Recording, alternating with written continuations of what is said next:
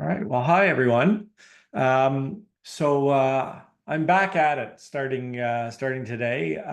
We're going to do these weekly hands-on kind of training, eState planner, and show you some new features as they come out, and let you know what's coming down the pike, as well as going over a specific substantive technique or something feature that we have in eState, and then we'll open the floor to questions and stay as long as we like. So thanks everybody for joining. And so I'm going to talk first about we talked the last time we did a webinar, I think, was I talked about sort of getting the data in a place where we were ready to start the planning. So that included, making sure that we had the data from the client about their family tree, how to sort of structure assets, and make sure we put in the right information and all of that. So if you want to watch that one, we can certainly get you the link. Really, it's the crucial part, because most claims against lawyers in our business are related to the data that we've collected or not collected.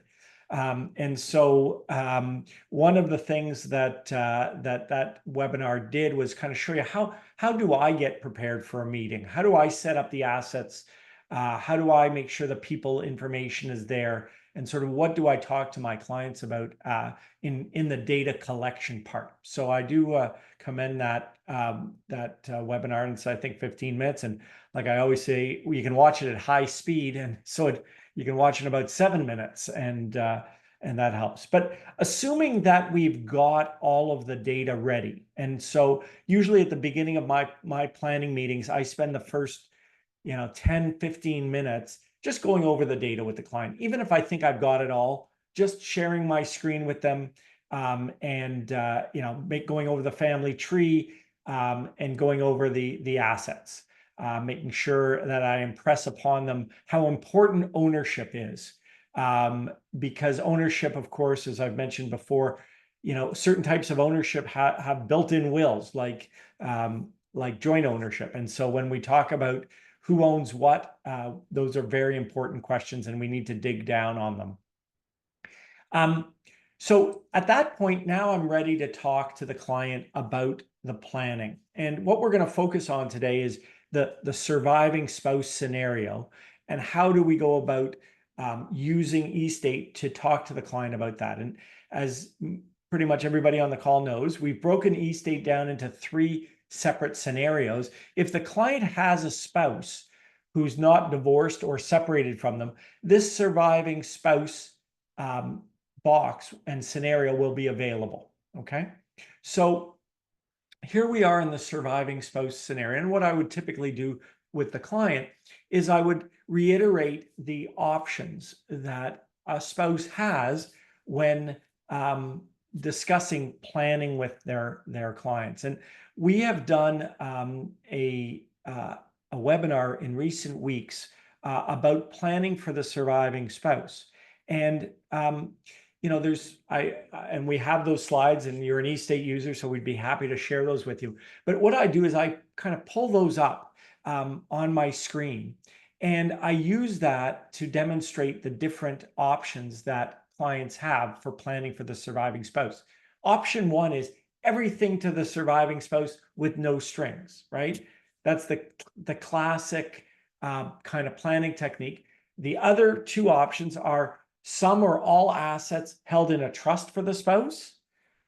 And third is assets going not all to the spouse, but some division of assets or residue going to other people, like, for example, children directly, even if the spouse is alive. So keep that in mind as far as when you sit down with eState and you're planning for the surviving spouse scenario. We're only focused on what happens if the spouse survives us, okay?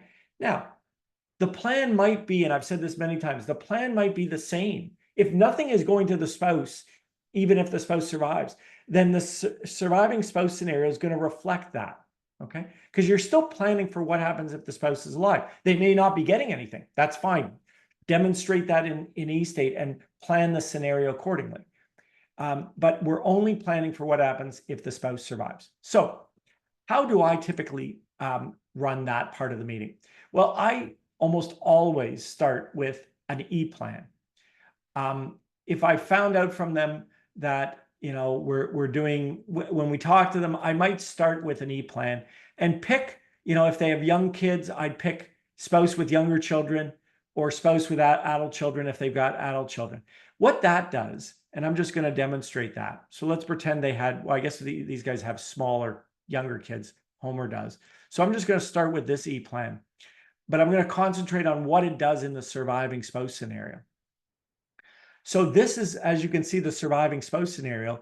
And what the E-plan did was it went through all the assets and it isolated all the joint assets and showed those as going to the surviving joint tenant, because our client is at this point dead, of course, and Marge is alive. So it's showing all the joint assets like the home and the investment account and the pet, all going to Marge with no strings outside in the joint and designated asset section. It's also looking at any assets where a beneficiary can be designated, and it's designating the spouse as the beneficiary of those. That would be RSPs, TFSAs, life insurance, pensions, registered assets. Okay, so it did that automatically. But of course, if there was something else that you wanted to show, for example, I want to show them the impact of if the winter home was made joint with Marge, well, I can just drag it into this box and then I can demonstrate, oh, we're saving more probate tax, etc. Okay, so of course you can make any manual changes once you've created the E-plan. So that's what it's going to do for the E-plan in the surviving spouse joint and designated assets. The next thing it's going to do is it's going to go through all the assets and it's going to put any personal effects, give it to the surviving spouse. Okay, so if there are personal effects, it's going to give them all to the surviving spouse. It's going to see if there are any RESPs, and it's going to designate the spouse as the successor subscriber. And it's going to look for loyalty points, and it's going to give all those loyalty points to the surviving spouse. Okay, so that's what eState is going to do there. Okay. And the last thing, and don't worry about the numbers, this is a demo account, so I've put in all kinds of crazy assets.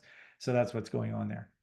And then the last thing it's going to do is it's going to give all of the residue to the surviving spouse, which is obviously the most typical plan that we see.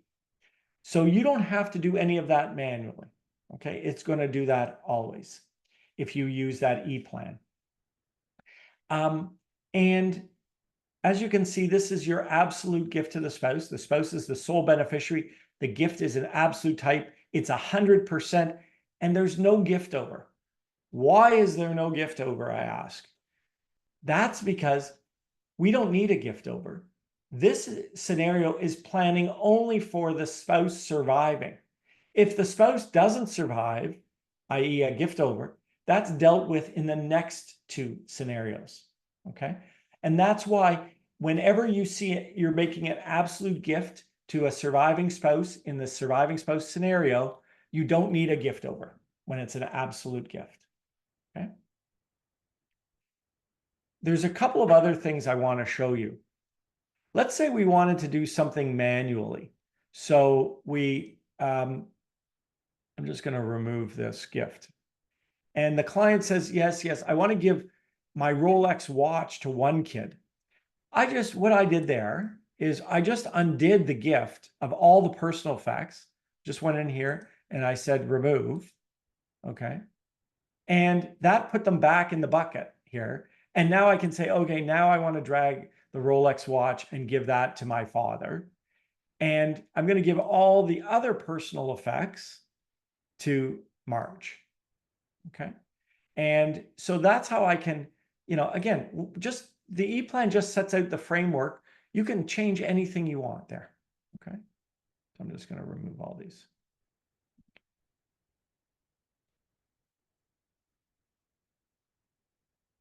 Let's say we didn't want to give away the loyalty points. There we go. they're given away. Okay, so that's how you would do initial gifts. I want to talk about a qualifying spousal trust, which might be the second kind of option that you might use in a surviving spouse scenario. Let's clear this. So I click on the three dots and I click remove. Okay. So I don't have any gift here in the balance of estate, but I want to create a qualifying spousal trust for the residue. I can do that in one of two ways. I'm going to show you the way I would do it. And that is simply click on Run Macro. Macros are pre-canned gifts that we use regularly. And one of them that we've created, and of course you can create your own if you have different ones, but here's a spousal trust for the entire residue, a qualifying spousal trust. All I have to do is click on that, and it's automatically going to generate the qualifying spousal trust, your typical qualifying spousal trust for March. Okay, so let's go in and dissect sort of what are the elements of a qualifying spousal trust if you were to do this manually. Well, if we were doing this manually, we'd pick Marge as the sole beneficiary, and we'd pick a trust type gift. It's the entire residue, so 100%. We might want the same trustees to be as the executors to be the trustees for the spousal trust. Maybe we want something different, right? So we can always add different trustees for the spousal trust, okay? Or we can have it as the same. The duration of a spousal trust is always going to be death of a beneficiary. So if we did something other than that, it would warn us that we're creating a non-qualifying spousal trust, okay? But for a qualifying spousal trust, duration is always death of a beneficiary. Mandatory payments. We know that under a qualifying spousal trust, the spouse has to get all of the income. So that's what it's going to do, put as a mandatory payment, the payment of income. Now, you could put in other mandatory payments, like they get, in addition to the income, they get a minimum amount every year, okay? You can do that. That would be a mandatory payment. You can just click add. You could say fixed annual amount. You can say, listen, I want my spouse to get a minimum of 100 grand. So if the income is less than 100 grand, I want them to get it as 100 grand minimum, okay? So I can do that. That would be another mandatory payment. Here, there are two mandatory payments. One, that they get all the income, and two, that they get a minimum amount, okay? And it's going to draft that accordingly. And then we deal with the power to encroach. And do we have unlimited power to encroach on capital? Do we limit it in some way? So we could do, we could terminate capital payments if they remarry, for example, which you're allowed to do. You can terminate capital payments. You can't terminate income payments, right? So that's what we can do. But most of the time, we leave unlimited capital encroachment. And then the gift over, because I use that macro, it's going to put the proper gift over, which is when the spouse dies or when both the testator and the spouse are gone, then I want you to follow the scenarios that are created and deal with it on those terms. And that's what this gift over means. Okay. And so that's how you can do it. You can either do it manually or you can just run a macro that will do it. Now, let's say they want to say, well, I want 50% to go into spousal trust. I'm going to pick that third option. Some part of the residue or assets go to someone other than the spouse in the surviving spouse scenario.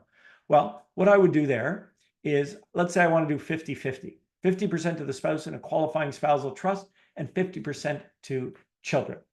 What I would do here is I could change the percentage from 100% to 50%. So I would just go in here, view, edit, and then change this to 50% if that's what they want.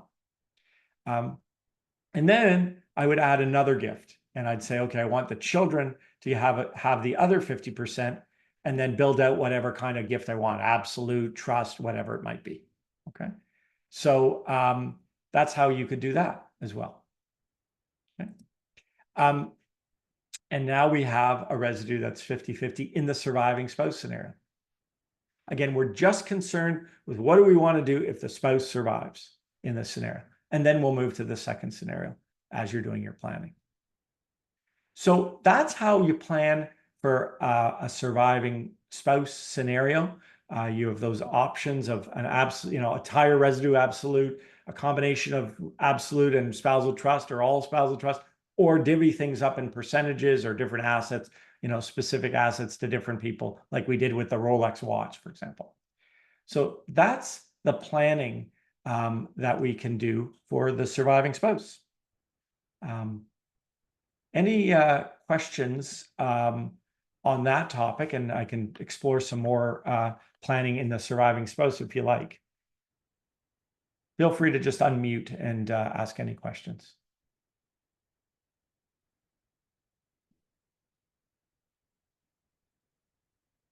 Oh, okay. Of course, it's going to draft that will appropriately with this qualifying spousal trust in whatever terms I created in for the trust for the kids, for example. Here I'm just showing you the short will, but here's the Marge's fund, which is the 50% with the payment of income, right? They have to pay all the income, and this was the mandatory payment. So what we're saying is basically, to the extent that the income is less than the annual sum, top it up from capital. So that's what that did. Yeah, so that's kind of what we've done in the planning. So I have a quick question. It's Craig here. Craig. Yep. I noticed in your plan you have a lot of stuff like loyalty points and kind of little things. Now, obviously, sometimes we don't get that granular in the asset review if they have 1,000 Aeroplan points or 1,000 US, American airline points. Would that just fall under the residue if we don't deal with it specifically? Yeah. And often they don't even tell me, it asks them, but I don't get that information, and I don't really worry too much about loyalty points. But if you don't want to give the loyalty, then they're just going to be part of the residue of the estate. Right. And if your simple distribution is, spouse, then kids, then who cares about the points, and they're going to fall in the residue if they're even transferable for the program rules, right? That's right. And the other thing is, as you make a good point, is some programs say you need a specific designation. Some say we don't want a specific. We want it to be only the residuary beneficiary gets the loyalty points. So, it's kind of hit and miss there. If they start saying, "Oh, I've got 1 million points," then I might want to look into the particular policies of that plan. But if they want to pay you for it. Yeah, which they won't. Okay, that makes sense. Thank you. And that applies to any asset, right? Any asset that I haven't given away, is the one exception I just want to make is general personal effects assumes that that's going to cover all your personal effects that you haven't specifically given away. So if I want Marge to get all the personal effects, I don't need to give Marge the firearms specifically. I don't need to give Marge, the Stanley Cup ring, because the general personal effects are going to cover everything, okay? Except those that are given to someone else, okay? So if I were to show you that provision, let me just go up for a second here to this. So basically, this says, give my Rolex watch to my dad and give the balance of my personal effects, which includes, everything that I haven't given away, to Marge. Okay? So that's the one exception. But everything else that I haven't given away is going to be part of the residue.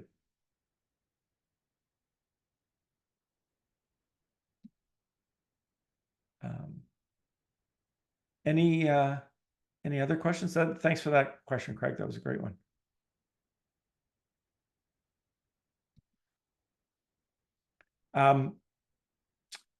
So wanted to show you one other thing that's a brand new feature. You're the first to know about it. You may have heard, let me just see if I can pull this up first of all. Oops, I have no notifications. Where's my little beamer? Here it is.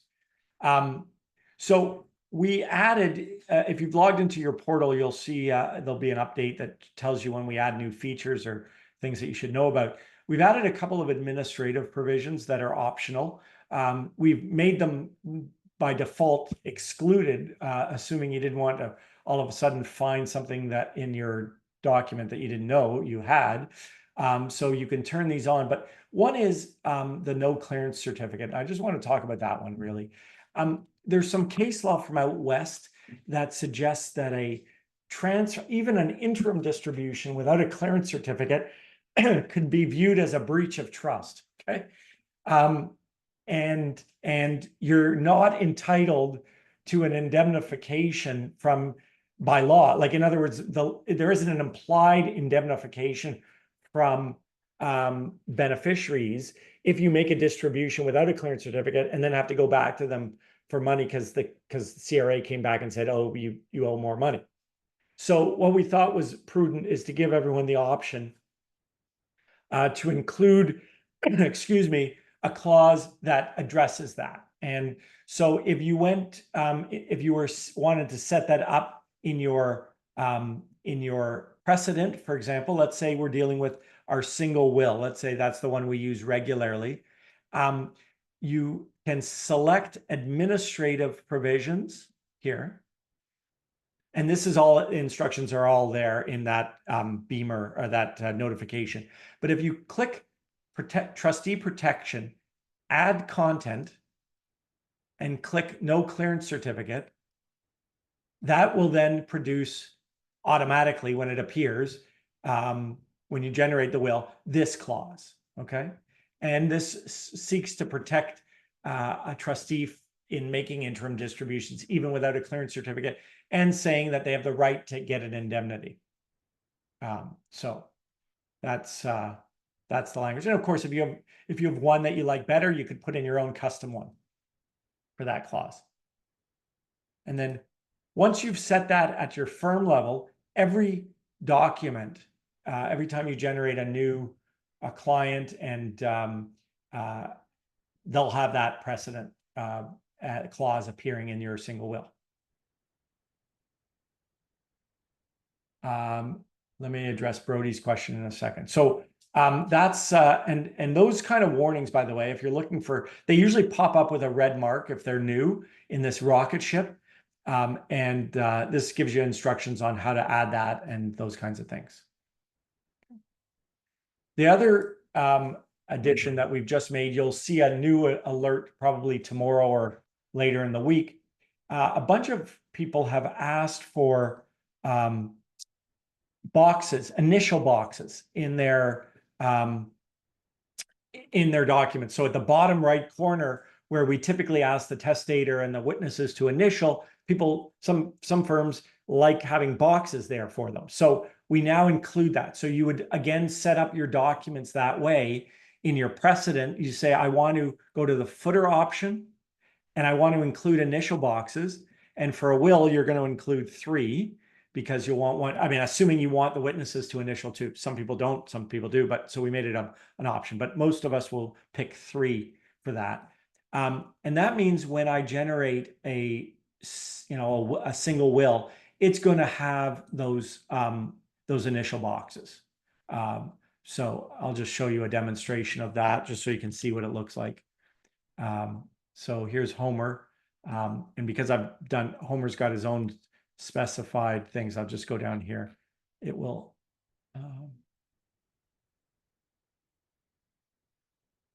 and so here it says initial boxes include. I'm going to just download this document, and just by any of you like those boxes, we got a lot of requests for them. So I'm wondering if any of you are the ones who like them, but no, there's another feature update. But so here they will automatically appear at the bottom right. And don't worry, it's not going to look like this when you print them out. They'll just see 3 boxes with the word initials in them. So then the last thing I want to address.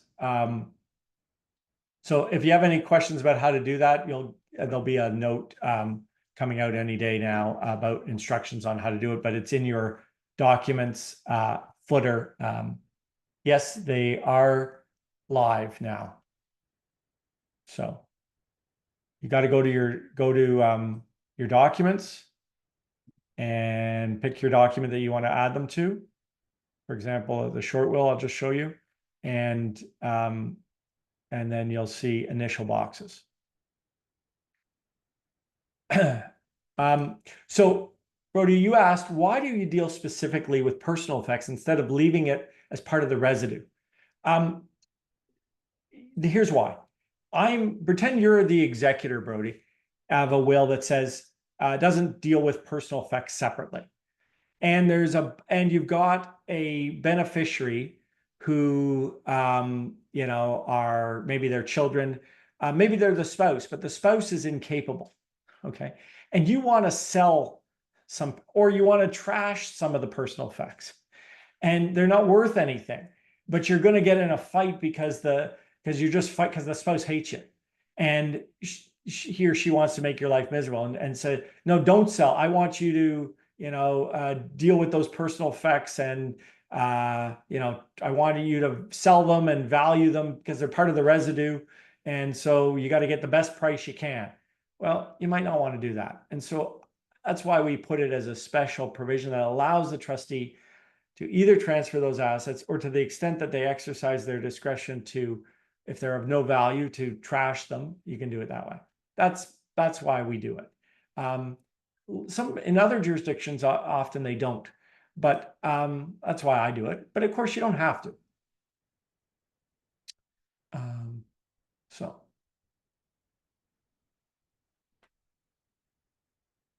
just if you can't find your initial boxes, try refreshing your. If you're just signed in, they should be there.